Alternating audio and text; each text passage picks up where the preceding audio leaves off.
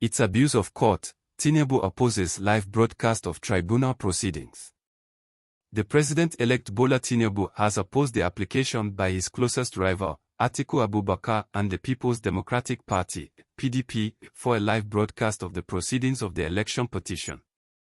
In response to the application, Tinubu and his vice, Kashim Shettima, through the team of their lawyers led by Chief Wola Olanipikan, said the application is an abuse of the processes of this honorable court. They implored the Presidential Election Petition Court to dismiss the application, arguing that the relief demanded by the applicants is not such that the court could grant it. The respondent said, with much respect to the petitioners, the motion is an abuse of the processes of this honorable court. They further said the request of Atiku and his party should not be thrown out because the court is not a rostrum or a soapbox. It is not also a stadium or theater. It is not an arena for public entertainment. They stated, in the counter-affidavit, that the application was linked to policy formulation of the court, which is outside the PEP's jurisdiction as constituted. The application also touches on the powers and jurisdiction invested in the President of the Court of Appeal by the Constitution, over which this honorable court as presently constituted cannot entertain. The application touches on the administrative functions, which are exclusively reserved for the President of the Court of Appeal. The application is aimed at dissipating the precious judicial time of this honorable court. The said application does not have any bearing with the petition filed by the petitioners before this honorable court. It is in the interest of justice for this honorable court to dismiss the said application filed by the petitioners, they said. In an attached written address, the respondents criticized the applicant's reference to the fact that virtual proceedings were allowed during the COVID-19 pandemic. They argued that Atiku and the PDP failed to highlight the fact that practice directions were made by the respective courts for the exercise.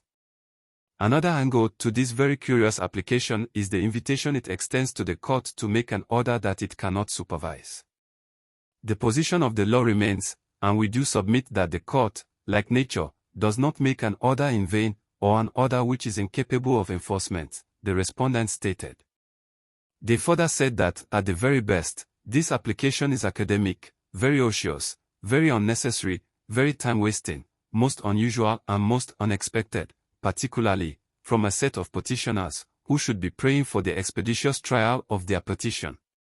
Petitioners have brought their application under Section 36(3) of the Constitution, which provides that the proceedings of a court/tribunal shall be held in public. The word public, as applied under Section 36(3) of the Constitution, has been defined in a plethora of judicial authorities to mean a place where members of the public have unhindered access, and the court itself, sitting behind open doors, not in the camera. Even in situations where a class action is presented, the particular people constituting the class being represented by the plaintiffs or petitioners are always defined in the originating process. Here, in this application, the public at whose behest this application has been presented is not defined, not known, not discernible. Beyond all this, it is our submission that the court of law must and should always remain what it is, what it should be and what it is expected to be, a serene, disciplined, hallowed, tranquil, honorable and decorous institution and place. It is not a rostrum or a soapbox. It is not also a stadium or theater. It is not an arena for public entertainment. With much respect to the petitioners, the motion is an abuse of the processes of this honorable court.